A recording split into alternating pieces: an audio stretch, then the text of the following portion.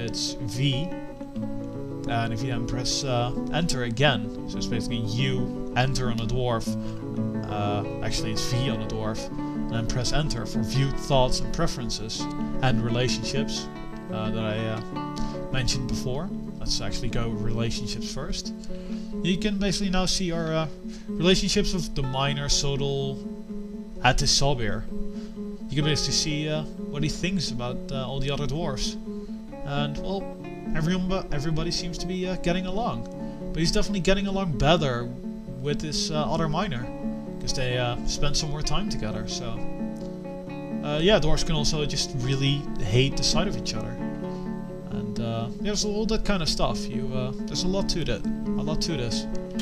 So let's go back with space, and let's press enter, and learn something about Sodal.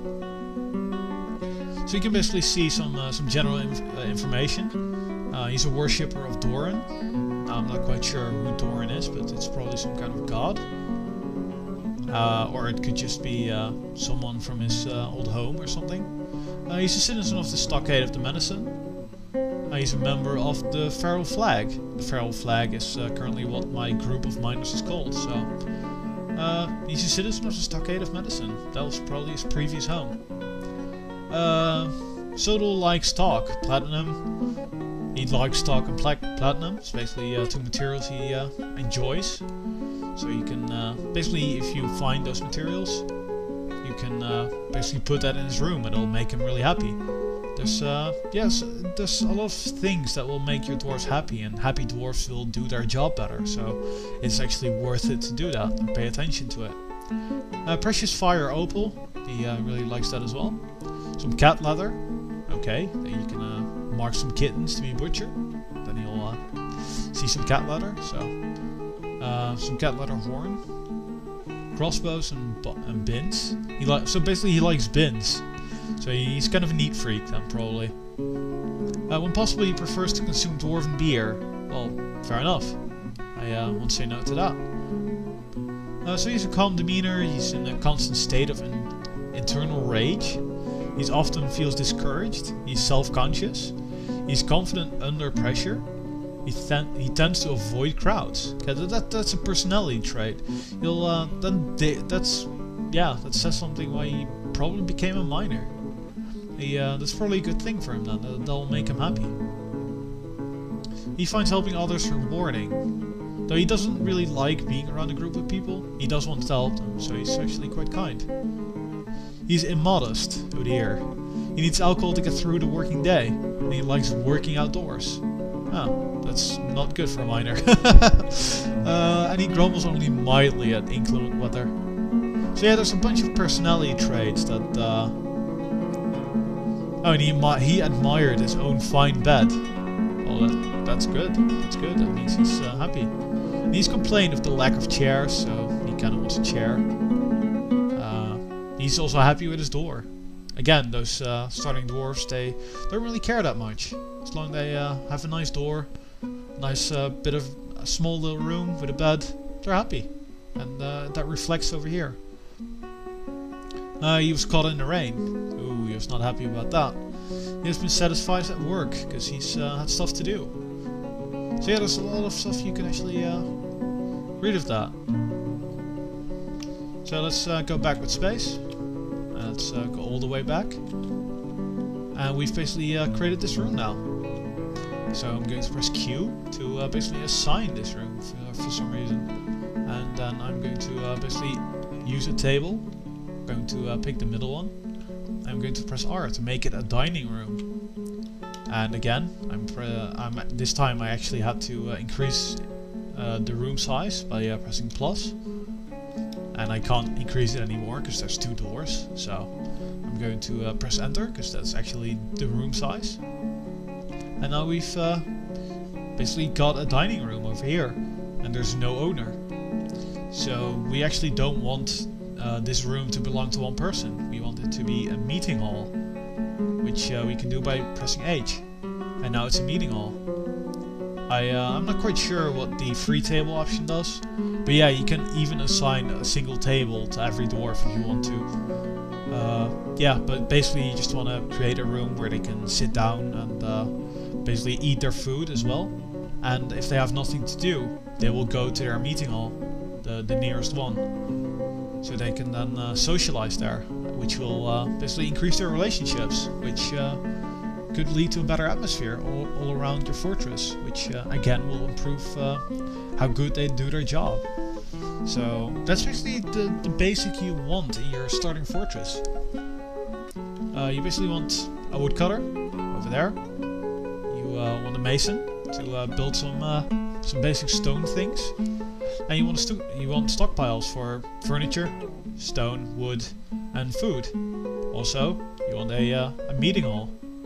And as I mentioned before on the living rooms, you can, let me actually just show you real quickly.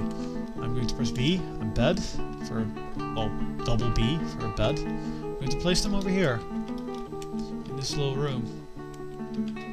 Just B, enter, enter. So I'm still in the build menu. I think that's all we can make. No, it's not. So we marked a bunch of beds to be placed there.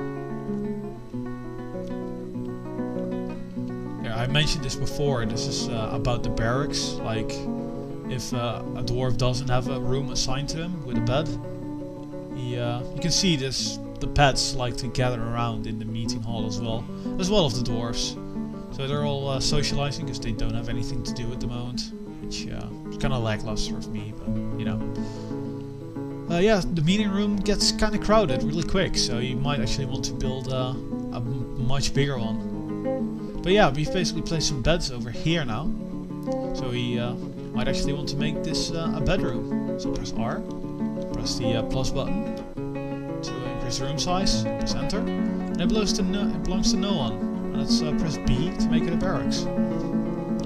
And what that again does is any dwarf that doesn't have a bedroom, they'll sleep there.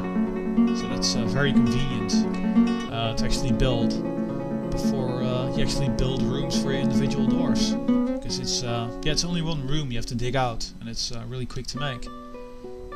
So I'm kind of hoping one of them goes to sleep now, but probably not. Yeah. So basically that's what you want. You want a barracks for your upcoming military, and at the start, before you make any of the rooms for your individual dwarfs. You want a meeting hall, which where they can eat their food and socialize. You want the stockpiles. You definitely want the stockpiles, and you want the refuse stockpile. You should not forget that one. As you can see, there's some corpse lying there, just rotting probably. And one floor down, you want a farm. And this is why I basically created a bunch of seeds at the start that I wanted to bring along. The plump helmet spawns, because there's a lot of space now to. He's still only using half of the room to actually make stuff. And you just saw him bring a mushroom up the stairs, or yeah, he's actually bringing it up the stairs. And yeah. That's basically why you want the farm. It's, this little spot is easily providing enough food. It's probably providing too much food even to be stored in the food stockpile. So that's really the basics. You know how to dig down a level, a lot of levels. You know how to create a bedroom and assign it to someone. So that's very important. And you know how to make the basic items. From here on out, there's a whole bunch of stuff that you can actually get into. And well, if you're still interested in watching this, then you should definitely check out Captnduck's tutorial, which is about 40 videos at the time I'm recording this. So it's long, it's very long, but it's also very enjoyable to watch. And I'm not even done watching them. So yeah, I'm not going to say I hope you enjoyed that, because well. Yeah, if you enjoy, or if you're enjoying what you're seeing now, you should probably just try it out. The game is not big. It's only like 20 megabytes, maybe. I'll provide a link and stuff in the what is it called? The info section of the video, and that should be that. So yeah, I hope you. Yeah, maybe I'll create some more Dwarf Fortress players, because it's definitely a game worth checking out. So, yeah, I'm signing off. So, see you guys.